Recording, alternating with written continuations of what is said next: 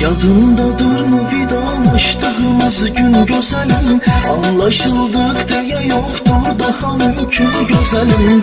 Bu ne talep, bu ne kısmet, yüzü dönsün feleğin. Kırdı bir parça şu şey tek, iki kentin yüreğim. Son defa daldalanıp bir ağacın gölgesine sarılıp son ümidle son defa öptüm lebini.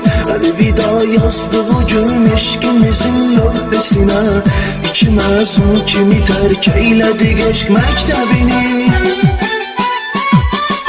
İlahi eylemiş hasil ele bir cazibe sende, bakarak bir nefes aldım beni hoşlukla kemende. Esir oldum sana mende.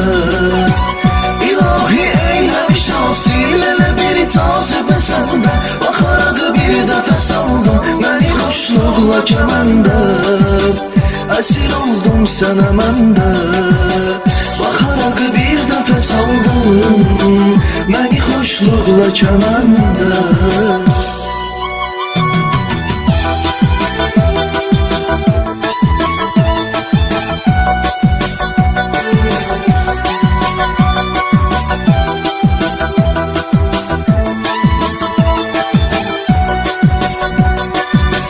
Daha bestir kerem et bunca belalar çekerek. Ne kadar gözleri yaşlı sana hasretle bakın, ne kadar gizli ferahınla cefalar çekerek. Vüsal eşkiyle yanım her şeye nifretle bakın. Çekirem indi cezasın o zaman inanmadan. Sokarım haneye meyhaneye gittiklerimin. Ömrümün saygacı suretle gedir dayanmadan. Vereceğim hesabın Allah'ıma ettiklerimin. Nece aşık gözü giriyan keçib eşkində rifahi. Keçəbərkən böyük Allah mənə xatir bu günahı. Səni əhv ilahi. Nece aşık gözü giriyan keçib eşkində rifahi. Keçəbərkən böyük Allah mənə xatir bu günahı. Səni əhv ilahi. Keçəbərkən böyük Allah mənə xatir bu günahı.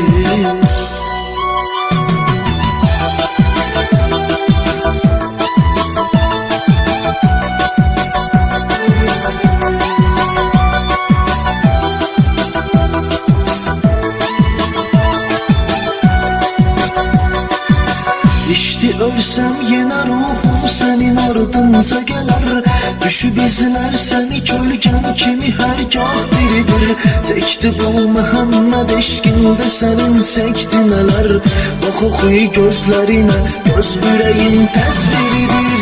İnceli bir tük kimi artık kesilip iştahtan. Sanki bir kafeste bir hanede dostlar yaşayır. Böyle bir deyim var etmek kesilmez Allah'tan.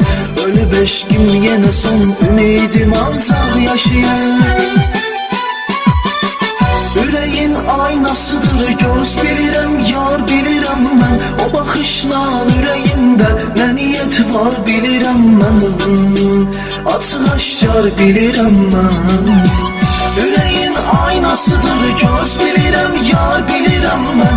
O bakışla yüreğimde ne niyet var bilirəm mən. Açıq aşkar bilirəm mən. O bakışla yüreğimde ne niyet var bilirəm mən.